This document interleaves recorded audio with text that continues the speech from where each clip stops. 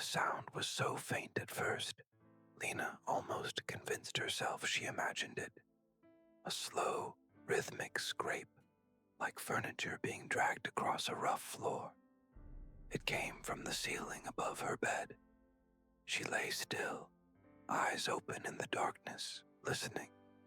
Her apartment always felt too small at night, the walls pressing in, the radiator clunking like an old man's cough. But the noise above didn't belong.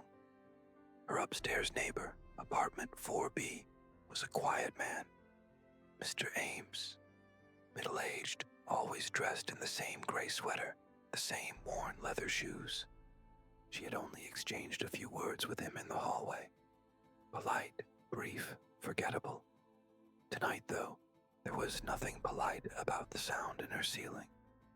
It stopped, then resumed, the scrape becoming a stuttering thump. It's just him moving furniture. Maybe a late-night project. She tried to believe it, but something about the irregularity unnerved her. The rhythm broke at odd intervals, as if someone were shifting their weight, pausing, then dragging again. She turned onto her back, staring into the black outline of her ceiling. The thumps seemed closer now, directly above her head. By morning, the noise was gone. Lena made coffee, her apartment smelling faintly of burnt toast from the neighbor down the hall. Sunlight cut across her kitchen table, but the warmth didn't ease the sense of being watched. In the hallway, she heard movement above, muted footsteps pacing. She glanced up toward the ceiling, half expecting to see a crack appear, as if whatever was up there pressed against the plaster. As she locked her door, she saw him. Mr. Ames stood at the far end of the hallway, key in hand but unmoving. His eyes were fixed on her. It wasn't a glance. He didn't look away when caught. His face was blank, almost too still, except for the faint twitch of his mouth. Not a smile, but a tightening, as if holding something back. "Morning," she managed, her voice thinner than intended. He didn't reply, just slipped into his apartment and shut the door without a sound. That night, Lena dreamt of the sound again, the dragging, the thump. But when she woke, it was still there. She sat up in bed, heart pounding. It was faster this time, more frantic, almost like feet shuffling. She thought about knocking on his door, but the idea of him answering, standing there in that dim, narrow hallway, looking at her with that blank expression, the thought made her chest tighten. Instead, she pressed her ear to the wall. Faintly, she heard it. Not furniture, not footsteps, but something heavier. A wet, muffled thud. Then another. She stepped back from the wall, hand over her mouth. Perspective shift. Mr. Ames. He knew she was listening. She had been from the moment she moved in. Quiet, cautious. Her footsteps hesitant in the hallway. It wasn't that he wanted to frighten her, but she noticed things. She heard things, and people who heard too much often misunderstood. The thing upstairs wasn't his doing. Not exactly, but it needed space. Sometimes it needed to be reminded. The dragging was part of that, the movement, keeping it from getting restless. The girl downstairs, Lena, she would keep listening, and sooner or later she would ask questions. That was the part that always became a problem. Back in her apartment, Lena sat at the kitchen table, the city noise filtering through her window. Sirens, a distant car horn, the hiss of buses braking. She clung to those sounds because they were normal. They reminded her that other people were awake, living their lives, not trapped in the oppressive quiet that seemed to fill her building after dark. She couldn't shake the image of Mr. Ames's face. How void of expression it had been. How long he had stared. Her phone sat on the table. She considered calling the landlord, But what would she even say? The man upstairs is dragging something around at night, and I think it's wrong. Instead, she typed "scraping noises upstairs neighbor" into a search bar. The results were useless. Complaints about noisy tenants, advice about soundproofing. But one forum thread caught her eye. If you hear dragging noises at night, it's not furniture. There was no explanation, no follow-up, just that single line. She shut her laptop. The next night, the noises didn't start until after midnight. She lay in bed, eyes wide, pulse quickening as the scraping returned. But now, it seemed to come from different parts of the ceiling, shifting from one corner to another. Then she heard something new, a whisper. It wasn't words she could understand, more like breath against the plaster, as if someone were speaking too close to a wall. She pressed her pillow over her head, but the sound pressed in anyway. And above her, in the faintest possible voice, she could swear it said her name. The whisper stayed with her the whole day. Lena didn't tell anyone. It sounded absurd even in her own head. But every time she glanced at the ceiling, she swore the plaster looked slightly darker, as if holding the memory of a shadow.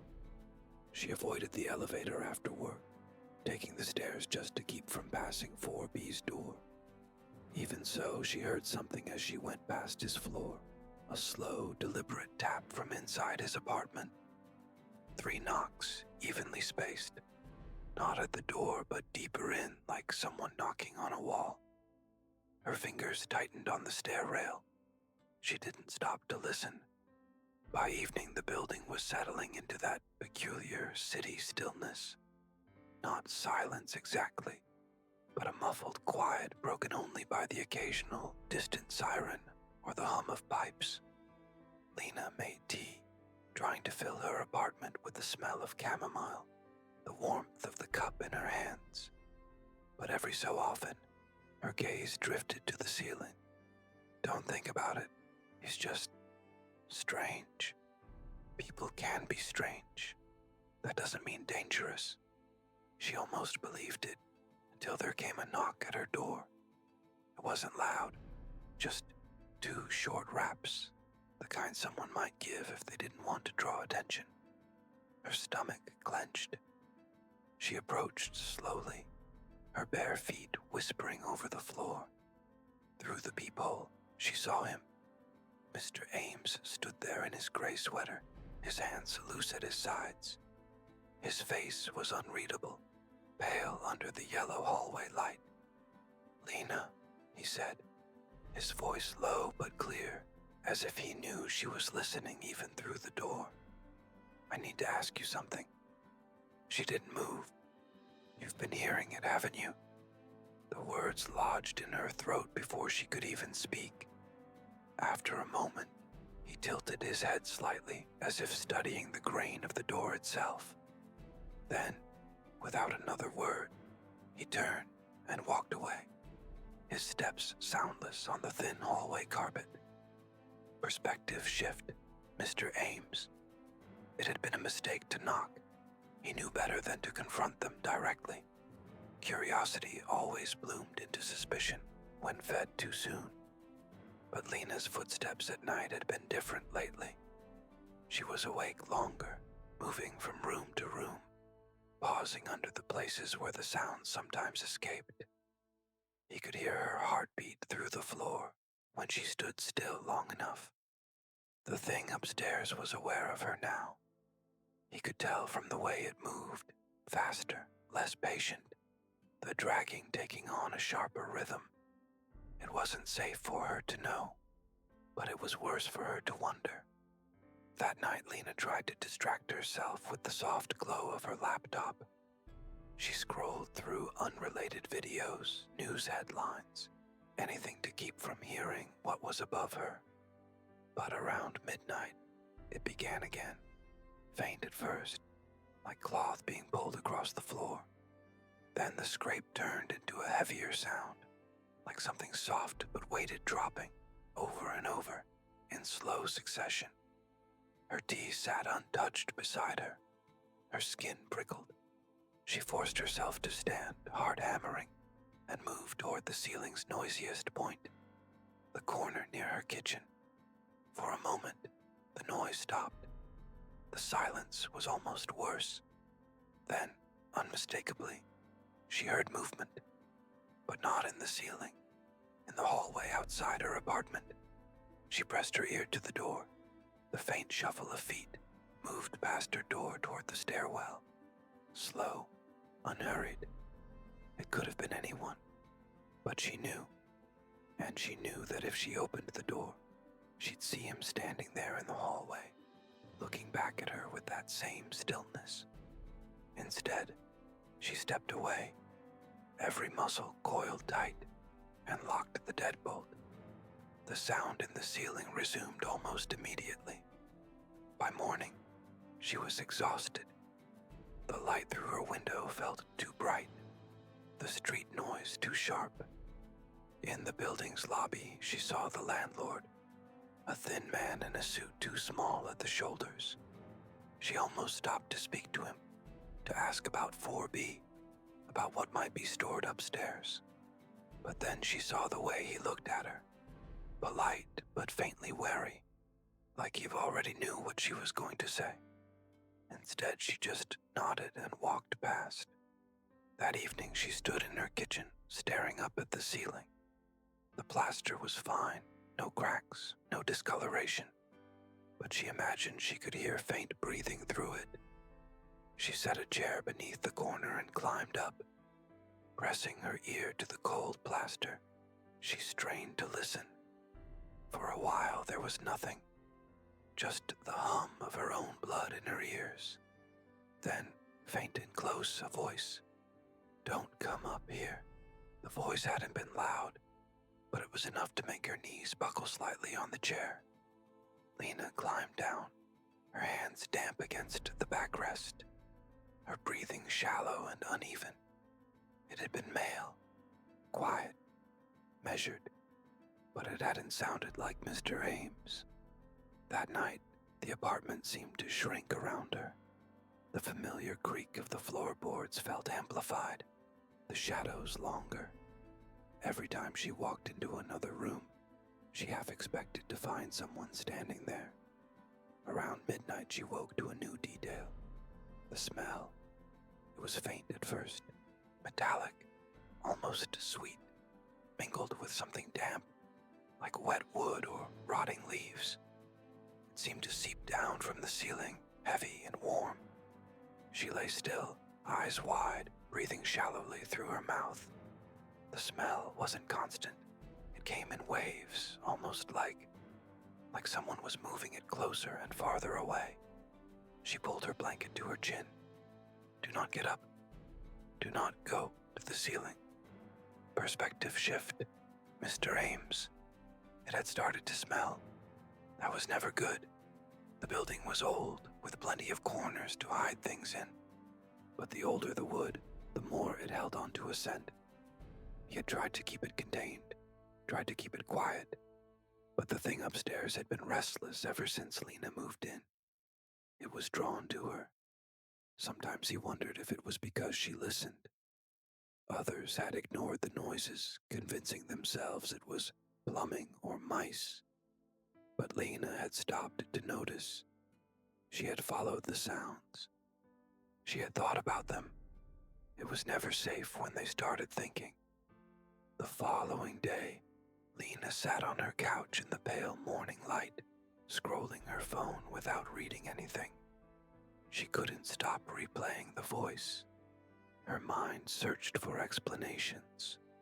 A third tenant, maybe. Someone living above 4B. But her building wasn't large, and she had only ever known the top floor to have one apartment. That evening, she made a decision. She would go upstairs. She waited until after 10 p.m., when the hallway lights seemed dimmer, their buzzing more pronounced. Her socks made no sound against the carpeted stairs as she ascended. At the top, the corridor stretched out empty, the air warmer than below. She walked slowly toward 4B, listening for the scrape, the thud, the whisper. She stopped in front of his door. It looked ordinary. Brass numbers, worn doorknob, a faint scuff mark near the bottom like someone had kicked it. Then she noticed the smell. It leaked from the gap beneath the door, stronger than before. Coppery, damp, tinged with something sour. Her throat tightened and she took a step back. Behind the door, faintly, came a dragging sound. She turned to leave and froze. At the far end of the hallway, Mr. Ames stood watching her. His face was in shadow, but she could see the slight tilt of his head, the same stillness as before. "You shouldn't be here," he said quietly. Her voice caught.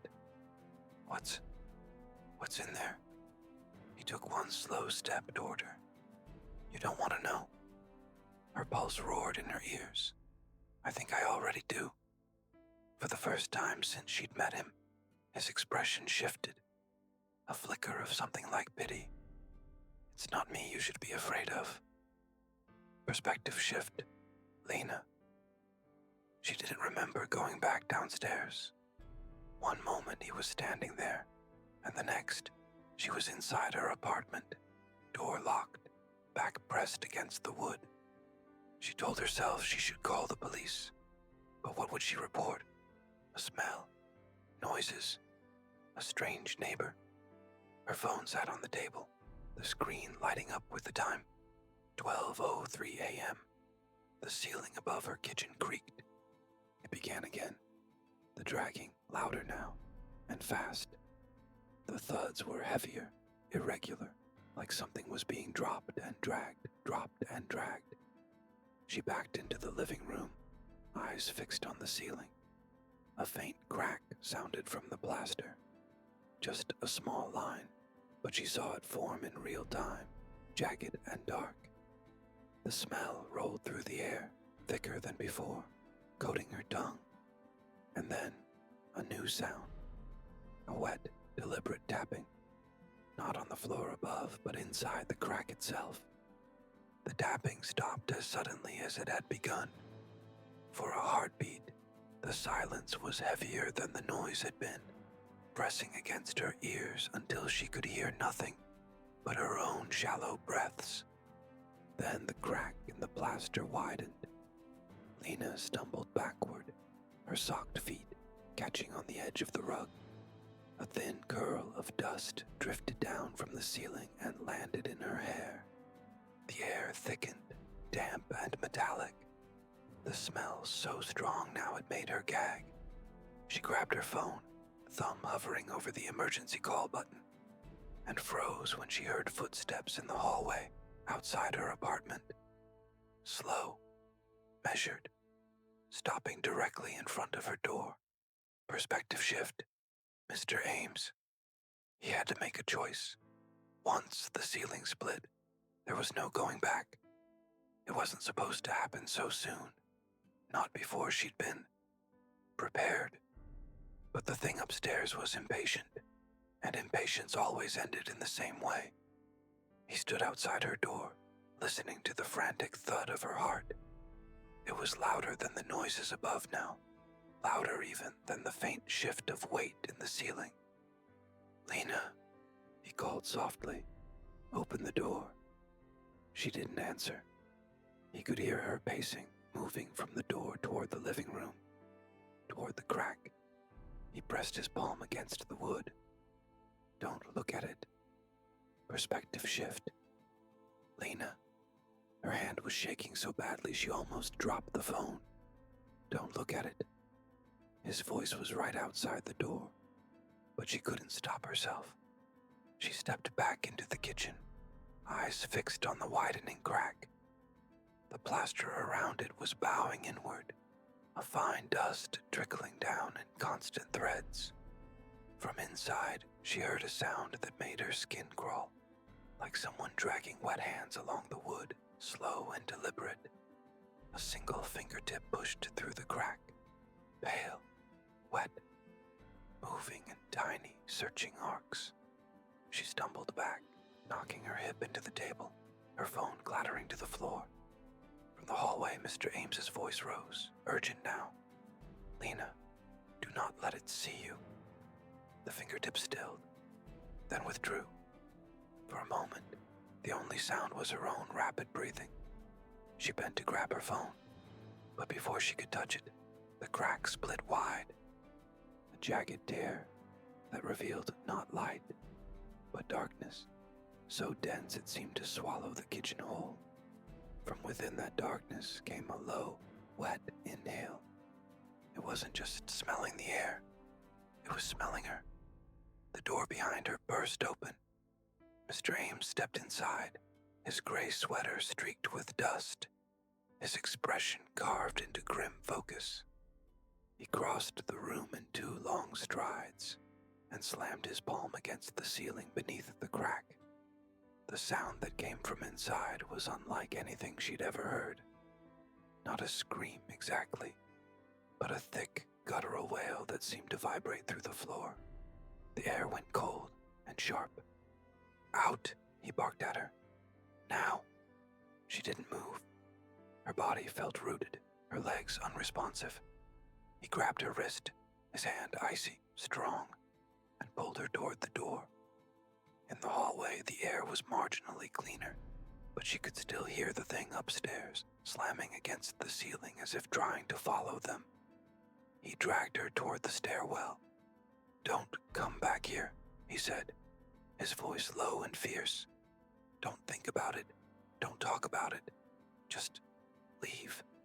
She pulled free of his grip, her back against the wall. "What is it?" His eyes met hers, and for the first time she saw fear there. Not of her, not of what she might say, but of what she might know. "It's not supposed to notice you," he said. "But now, it does." She left that night with nothing but her keys and phone, not looking back as she stepped into the cold street. Even 3 blocks away, she thought she could still smell it, faint and metallic, curling through the air like a warning. 3 weeks later, in the cramped apartment she was renting across town, Lena had stopped telling herself it was over. The nights were quiet now, the ceilings unmarked, the air clean. But sometimes, when the city outside fell into its rare silences, she could swear she heard it, the faintest scrape far away, like something dragging itself closer. And last night, lying awake in bed, she thought she heard her name,